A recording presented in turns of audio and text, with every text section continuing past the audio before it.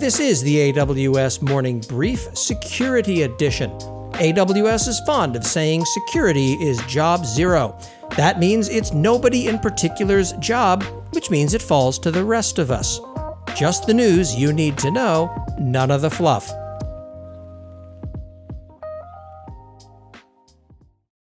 Couchbase Capella. Database as a service is flexible, full-featured, and fully managed with built-in access via key value, SQL, and full-text search. Flexible JSON documents align to your applications and workloads. Build faster with blazing fast in-memory performance and automated replication and scaling while reducing cost. Capella has the best price performance of any fully managed document database.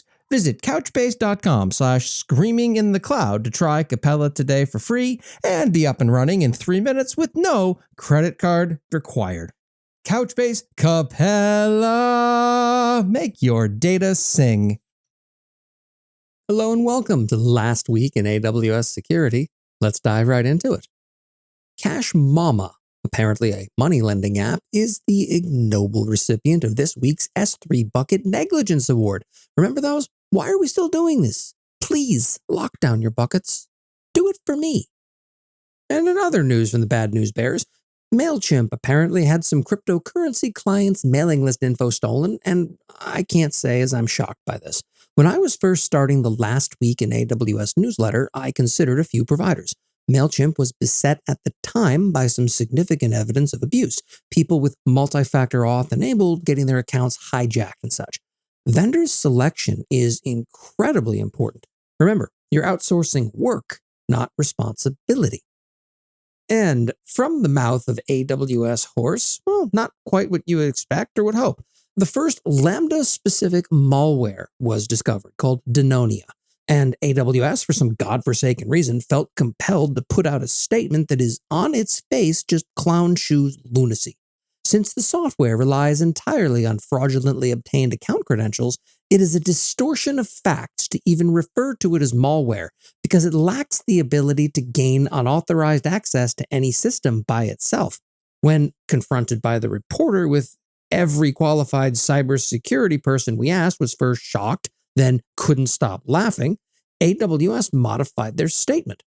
Calling Denonia a Lambda-focused malware is a distortion of fact, as it doesn't use any vulnerability in the Lambda service, AWS said in the new statement. Look, the malware specifically checks to see if it's running within a Lambda environment. You can split hairs all you want, but that's what it is. If anything, I'd take it as validation that Lambda has really become prevalent enough to be a first-class platform to run crypto miners on. In this, it is clear that AWS is the party that's distorting facts. I find that incredibly disappointing.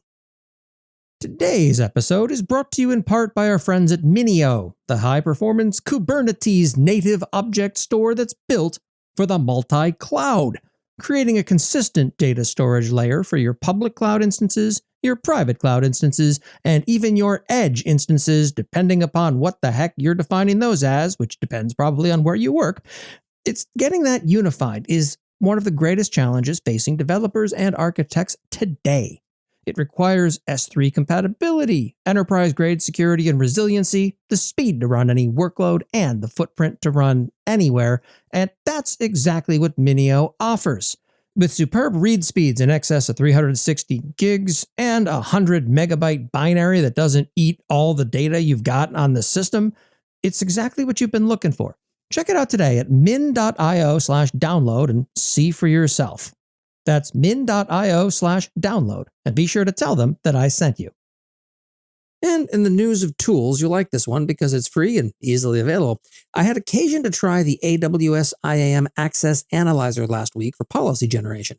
For whatever reason, it doesn't seem that it solves my problem the way that I'd want it to. What I want it to do is say, here are the calls that I have made, generate a policy.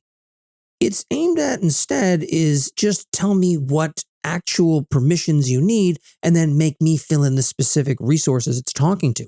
I want it to just push the button and it spits out a ready-to-go policy for me. It feels like that should be easier than it is with less busy work. There's no doubt that I'm missing something key, but I don't know what it is. And that's what happened last week in AWS. Let's see what happens next week. It's shaping up to be a doozy already. More to come.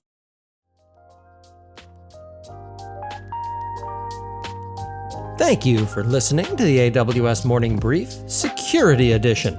For the latest in AWS security that actually matters, please follow AWS Morning Brief on Apple Podcasts, Spotify, Overcast, or wherever the hell it is you find the dulcet tones of my voice, and be sure to sign up for the Last Week in AWS newsletter at lastweekinaws.com.